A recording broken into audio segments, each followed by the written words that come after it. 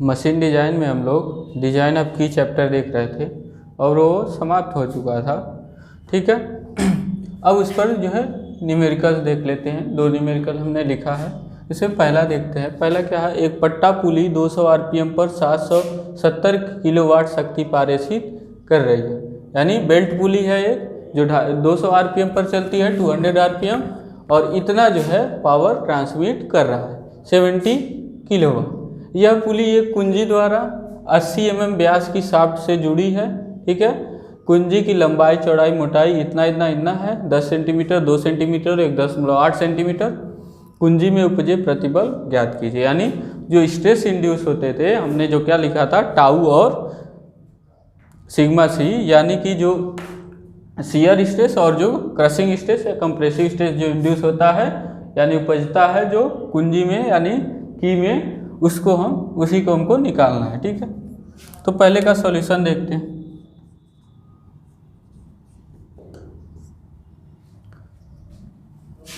तो क्या क्या दिया है, पहले तो हमको टार्क निकालना पड़ेगा, क्योंकि टार्क ही तो ट्रांसमिट करता है, की द्वारा टार्क ही ट्रांसमिट किया जाता है। तो यहाँ पे दिया हुआ है आपको, इसको कैसे निकालेंगे टार्क को। फार्मूला पढ़े हैं, power is equal to 2 pi NT/60 × 1000।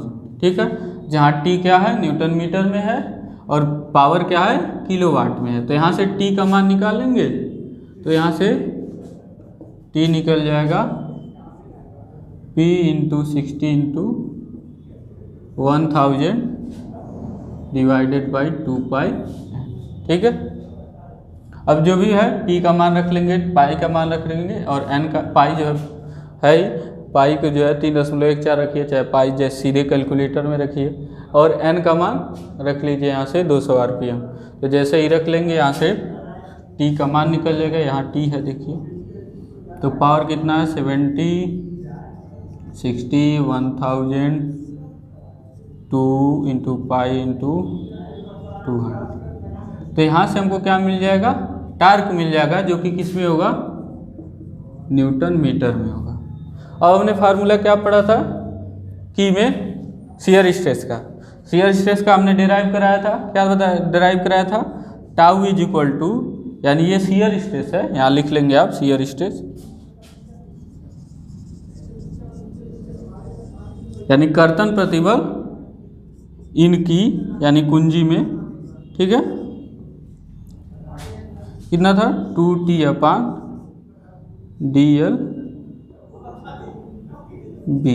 ठीक है, क्या था, 2T/dlB। ठीक है,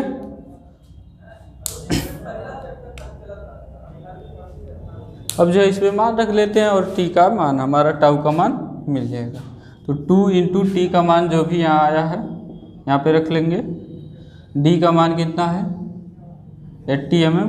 और ये ध्यान देंगे कि हम जो है इसका मान जो है बाद में निकाल लेंगे, किसमें, न्यूटन mm में। ठीक है ना, नहीं तो गलत हो जाएगा। तो यहाँ पे न्यूटन mm में जो मान आएगा वो रखें। ठीक है, अदरवाइज आप जो है दिक्कत में पड़ जाए। अब जो है हम इसमें शाफ्ट का व्यास mm में रख रहे हैं, तो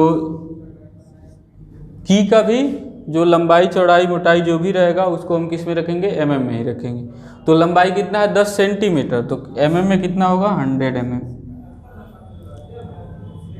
b ब्रेड्थ यानी चौड़ाई होता है, मोटाई तो h होता है, पता है, हाइट या मोटाई उसी को बोलते हैं। तो 2 सेंटीमीटर जब है ब्रेड्थ है, तो 2 का जब mm में बदलेंगे सेंटीमीटर, तो mm में हो, तो 20 mm हो जाए।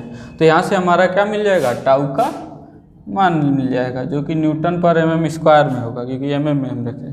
तो यहाँ पे मान जब रख लेते हैं तो मिलता हमको कितना, 41.78 Nm/mm²।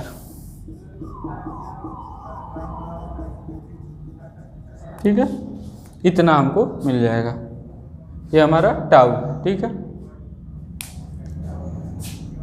अब जो है शियर कंप्रेसिव स्ट्रेस बता देते हैं। अब हमको कौन सा निकालना, 2 ही तो निकालना था, 2 ही स्ट्रेसेज इंड्यूस होते हैं, उन्हीं पर हम डिजाइन करते हैं की का। तो कंप्रेसिव स्ट्रेस क्या हो जाएगा, ये दूसरे का नहीं पहले का है सॉल्यूशन। सिग्मा सी क्या हो जाएगा, ये होता है 4T/DL/H होता है, ठीक है ना, क्योंकि क्रशिंग एरिया क्या होता है साइड से H/2 वाला होता है, ठीक है ना। याद करिए क्रशिंग एरिया क्या होता है, इसके कारण H आता है, और यहाँ पे B आता है क्योंकि शियरिंग एरिया। तो यहाँ पर भी मान रख देंगे न्यूटन mm में इसका T का, D का मान है 80, L का मान फिर से 100 और यहाँ हो जाएगा 18 mm, ठीक है। और यहाँ से जो है हमारा मान मिल जाएगा, जब सॉल्व करेंगे तो हमारा मान मिल जाएगा। सिग्मा सी कितना है 92.84 न्यूटन पर mm स्क्वायर, ठीक है, 92.84 न्यूटन पर mm स्क्वायर। तो ये पहले का सॉल्यूशन हो गया। कह रहा था बस क्या करें, उपजी प्रतिबल ज्ञात कीजिए, तो दोनों प्रतिबल हमने निकाल दिया। अब दूसरे का सॉल्यूशन देखते हैं।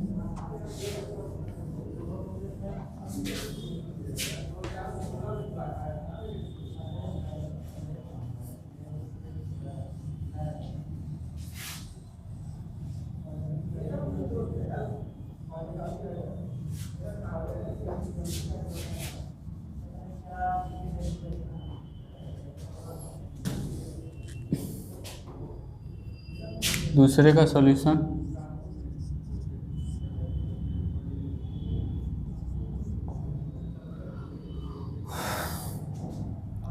तो क्या कह रहा है, 90 mm शाफ्ट के व्यास के लिए शंख की लंबाई मोटाई ज्ञात कीजिए, यानी L और H निकालना है, मोटाई मतलब वही हाइट। चाबी के पदार्थ का कर्तन प्रतिरोध शाफ्ट के समान ले, ठीक है, यानी जो चाबी में यानी की में कुंजी में जो टाउ आ रहा है और जो शाफ्ट में टाउ उत्पन्न होता है टार्क के कारण, उसको समान लेना है, ठीक है, यानी बराबर लेना। चाबी की चौड़ाई कितनी है 25 mm, ठीक है, यानी B दिया है 25 mm तथा ये दिया है FC, यानी जो FC है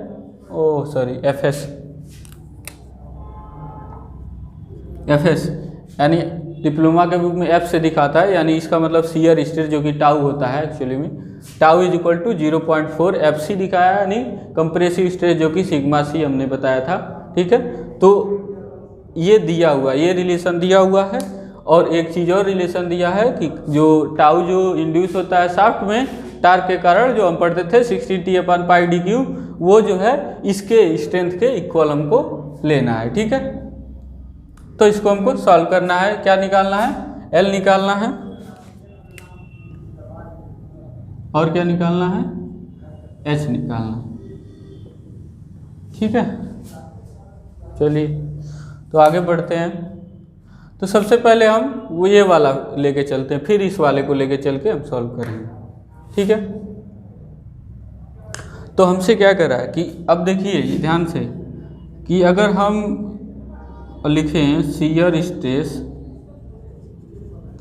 इन की में शियर स्ट्रेस यानी टाउ कितना होता है, ये होता है 2T/DLB, ठीक है, शियर यहाँ भी DLB। और शियर स्ट्रेस इन शाफ्ट, इसी टार्क T के कारण शाफ्ट में क्या होगा शियर स्ट्रेस 16T/πd3, इसलिए शाफ्ट पहले पढ़ाया जाता है, ठीक है। अब ये दोनों क्या कह रहा है, दोनों समान लेने हैं, है ना, दोनों समान लेने हैं, तो दोनों को बराबर कर दीजिए। तो यहाँ से हो जाएगा 2T/DLB is equal to 16T/πd, ठीक है। तो यहाँ से हमको लंबाई निकल जाएगा, ठीक है, 2 से 16 8 बार में 1 कट गया, T से T कट गया, ठीक है, D से 1 कट जाएगा। तो अब देखिए L का मान हमको निकालना है, तो इधर इसका गुणा करा लेते हैं, तो 8DLB हो जाएगा ना, इज इक्वल टू πd3। अब ये D भी हटा देते हैं, यहाँ क्या हो जाएगा, स्क्वायर हो जाएगा, ठीक है। तो L का मान क्या हो जाएगा यहाँ से, L का मान हो जाएगा,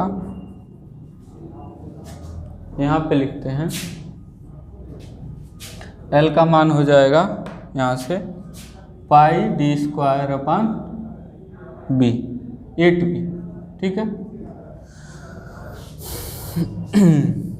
तो यहाँ से मान रख देंगे, पाई डी का मान हमको पता है, शाफ्ट का व्यास 90 mm का दिया है, तो 90 का स्क्वायर और 8 और बी कितना है दिया है, चौड़ाई 25 है, 25, यहाँ देखिए, यहाँ जो है मान रख देंगे। जैसे ही मान रखेंगे ऐसा सॉल्यूशन करेंगे, सॉल्व करेंगे, एल का मान मिल जाएगा, जो कि मिलता है आपके लिए, एल का मान मिलेगा 127.23, 127.23, ठीक है। इतना एल हो गया, लंबाई मिल गया। अब हमको क्या निकालना है, लंबाई तो निकल गया, मोटाई निकालना है, यानी एच निकालना, मोटाई या हाइट उसी को बोलते हैं। तो अब ये रिलेशन, अब इस रिलेशन से निकालेंगे।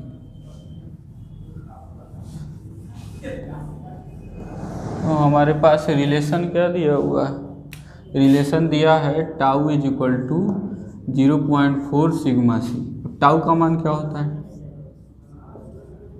DLV, इसका क्या होता है 4T अपान DLH होता है, यही H का मान निकालना है। तो यहाँ से D से D, DL से DL सीधे, T से T सब खत्म, यहाँ से हो जाएगा H is equal to, H को इधर गुणा करा ले तो इधर भाग हो जाएगा 4 इंटू 0.4, ठीक है, 4 इंटू 0.4 इंटू बी, जो बी है ये गुणा हो जाएगा इधर, और अपान 2, तो 2 से 2 दूनी 4 ये भी कर सकते थे, ठीक है। यहाँ पे सीधे 2 से 2 दूनी 4, तो यहाँ बचा 2 इंटू 0.4 इंटू यहाँ से बी, और एच इधर आ गया, तो यहाँ से एच का मान मिल जाएगा 2 इंटू 0.4 इंटू बी का मान, बी का मान दिया ही है 25 दिया है। अब यहाँ से जो है गुणा कराने के बाद मान मिल जाएगा 25, ऐसे ही दिखाई दे रहा है, 25 चौके 100 यानी 10 होगा, और 10 दूनी 20 यानी 20 mm, 20 mm, ठीक है, हाँ 20 mm। तो यहाँ से आपका सॉल्यूशन हो गया, H भी निकल गया और L भी निकल गया, ठीक है। इस तरह से आपके दोनों सॉल्यूशन कंप्लीट हो गए, ठीक है। अब जो है नेक्स्ट वीडियो में हम लोग मिलते हैं, तब तक के लिए थैंक यू।